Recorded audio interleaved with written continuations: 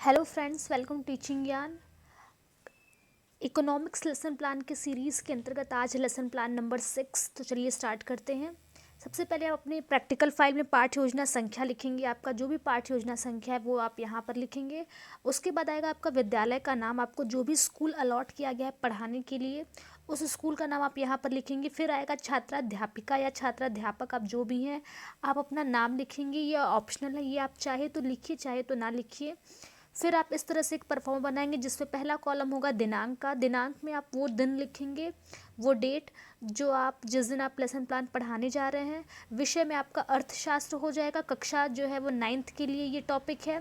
कालांश में आपका अगर जो है इकोनॉमिक्स का पीरियड जो है वो इंटरवल के पहले आ रहा है तो प्रथम लिखेंगे, अगर इंटरवल के बाद पीरियड आ रही तो कालांश में द्वितीय लिखेंगे।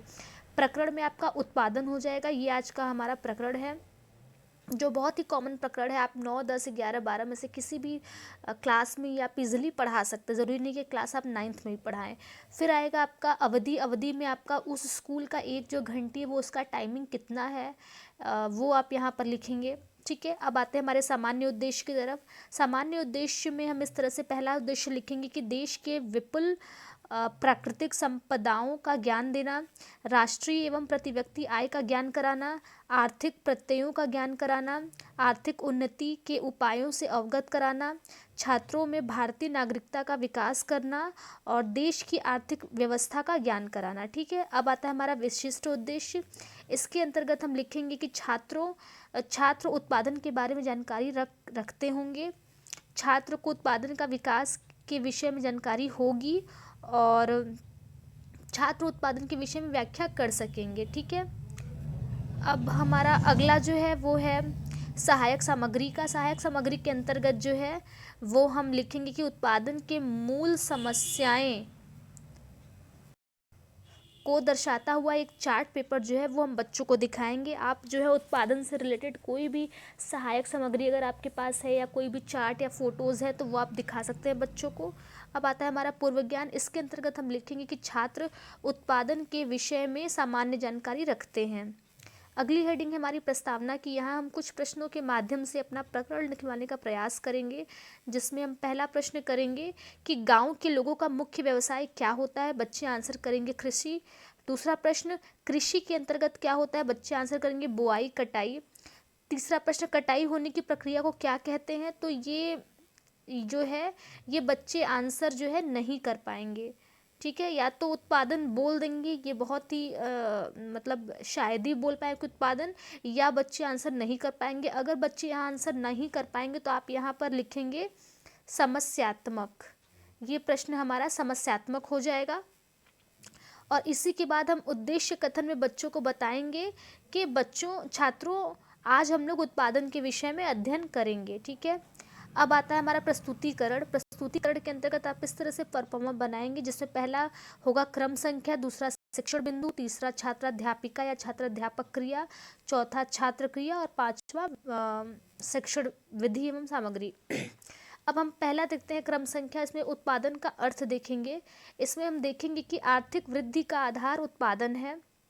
देश की कृषि व औद्योगिक उत्पादन में वृद्धि करके राष्ट्रीय व प्रति व्यक्ति आय में वृद्धि की जा सकती है। जिस वस्तु का उत्पादन किया जाता है उसे हम उत्पाद कहते हैं। जिन साधनों के सहयोग से उत्पादन किया जाता है उसे हम उत्पादन के साधन कहते हैं। किसी फर्म या उद्योग के उत्पाद तथा उत्पादन के साधन के बीच के संबंध को हम उत्पादन फलन कहते हैं।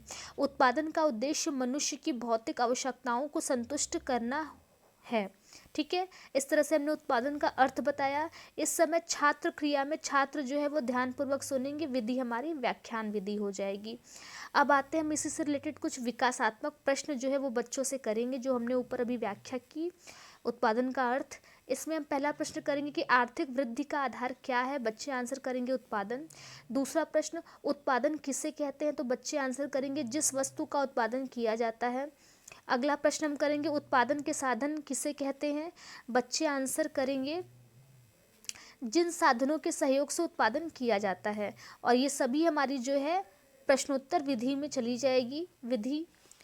अब हम एक और क्वेश्चन है इसमें विकासात्मक प्रश्न में, इसमें है कि चौथा प्रश्न, उत्पादन फलन किसे कहते हैं? बच्चे आंसर करेंगे, किसी फर्म या उद्योग के उत्पाद एवं उत्पादन के साधन के बीच के संबंध को उत्पादन फलन कहते हैं। ठीक है, अब आता है हमारा अगला टॉपिक। इसमें हम उत्पादन की मूल समस्याओं को बताएंगे। इसमें हम व्याख्या करेंगे कि अर्थव्यवस्था आर्थिक क्रियाओं का योग है। मानवीय क्रियाएं दो प्रकार की मानी जाती हैं। पहला है आर्थिक क्रिया। इसके अंतर्गत हम लिखेंगे कि आर्थिक क्रियाओं का मतलब उन क्रियाओं से है जिनका संबंध धन कमाने से है। जैसे कोई खिलाड़ी क्रिकेट मैच खेलता है तो उसका आर्थिक क्रिया कहते हैं, क्योंकि इससे उसको धन मिलता है। ठीक है, और दूसरा हमारा है गैर आर्थिक क्रिया। इसके अंतर्गत जो क्रिया आत्मसंतोष के लिए की जाती है वह गैर आर्थिक क्रिया कहलाती है।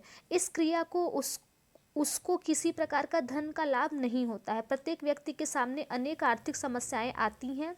इन्हीं समस्याओं का हल निकालना प्रत्येक अर्थव्यवस्था का कार्य है। समस्या के समाधान के लिए कीमत, यंत्र और नियोजन का सहारा लिया जाता है। इस तरह से हमने जो है उत्पादन की मूल समस्याएं देखी। यहाँ पर छात्र क्रिया में छात्र ध्यानपूर्वक सुनेंगे। विधि हमारी व्याख्यान विधि हो जाएगी, और या तो चार्ट भी एक कुछ अगर आप चाहें तो समस्या का प्रकार दिखाता हुआ चार्ट भी बच्चों को दिखा सकते हैं। उसके बाद हम इसी से रिलेटेड कुछ विकासात्मक प्रश्न जो है वो बच्चों से करेंगे, जिसमें पहला प्रश्न करेंगे कि उत्पादन की मूल समस्याएं कितने प्रकार की हैं। बच्चे आंसर करेंगे 2 प्रकार की। दूसरा प्रश्न, दोनों प्रकारों की समस्याओं का नाम बताइए। बच्चे करेंगे आर्थिक क्रिया और गैर आर्थिक क्रिया। तीसरा प्रश्न, आर्थिक क्रिया से क्या तात्पर्य है? बच्चे आंसर करेंगे जिनका संबंध धन कमाने से है। फिर अगला प्रश्न करेंगे गैर आर्थिक क्रिया किसे कहते हैं? तो बच्चे आंसर करेंगे जो क्रिया आत्म संतोष के लिए की जाती है। ठीक है, इस तरह से हमने, और ये सभी हमारी जो है वो प्रश्नोत्तर विधि में चली जाएगी। यहाँ पर जो विधि है हमारी वो प्रश्नोत्तर विधि होगी सभी प्रश्नों में। अब हमने 2 शिक्षण बिंदु जो है वो एक्सप्लेन किया। अब आता है हमारा मूल्यांकन का प्रश्न। मूल्यांकन का प्रश्न दोनों शिक्षण बिंदुओं में से हम करेंगे लेकर, और ये प्रश्न इसलिए करा जाता है क्योंकि हम समझ सके, मूल्यांकन कर सके कि बच्चों को जो हमने ऊपर पढ़ाया वो कहाँ तक समझ में आया। इसके अंतर्गत हम केवल प्रश्न करते हैं, जिससे पहला प्रश्न करेंगे कि उत्पादन फलन किसे कहते हैं। दूसरा प्रश्न हमारा होगा कि आर्थिक क्रियाओं को परिभाषित कीजिए। तीसरा प्रश्न, उत्पादन की मूल समस्याएं कितने प्रकार की होती हैं। चौथा प्रश्न, उत्पादन किसे कहते हैं। पांचवा प्रश्न, उत्पादन के साधन क्या क्या हैं। ठीक है, अब आता है हमारा श्याम पट्ट सारांश, क्योंकि कोई भी लेसन प्लान जो है वो श्याम पट्ट या ब्लैक बोर्ड का यूज़ किए बिना कंप्लीट नहीं हो सकता। तो आपको श्याम पट्ट सारांश पे जो आपने उस समय ब्लैक बोर्ड का यूज़ किया और जो लिखा था श्याम पट्ट पे, वही सब चीज़ें आपको यहाँ लिखनी होती है, ताकि इन्वेस्टिगेटर आपकी कॉपी देखे तो उसको पता चल सके कि आपने ब्लैक बोर्ड का यूज़ किया है और उस पर क्या लिखा था। आप इस तरह से चाहे तो एक ब्लैक चार्ट पेपर आता है उसका यूज़ करके कर सकते हैं श्याम पट्ट सारांश, या आप नॉर्मल पेज पे भी श्याम पट्ट सारांश कर सकते हैं। तो इसमें उत्पादन का जो मूल समस्या है वहाँ वो दर्शाता हुआ एक श्याम पट्ट सारांश बनाया गया है, जिसमें पहला है आर्थिक क्रिया, दूसरा है गैर आर्थिक क्रिया। आर्थिक में जिनका संबंध धन कमाने से, और गैर आर्थिक क्रिया में जो क्रिया आत्मसंतोष के लिए की जाती है। इस तरह से हमारा श्याम पट्ट सारांश कंप्लीट हुआ। अब आता है हमारा गृह कार्य।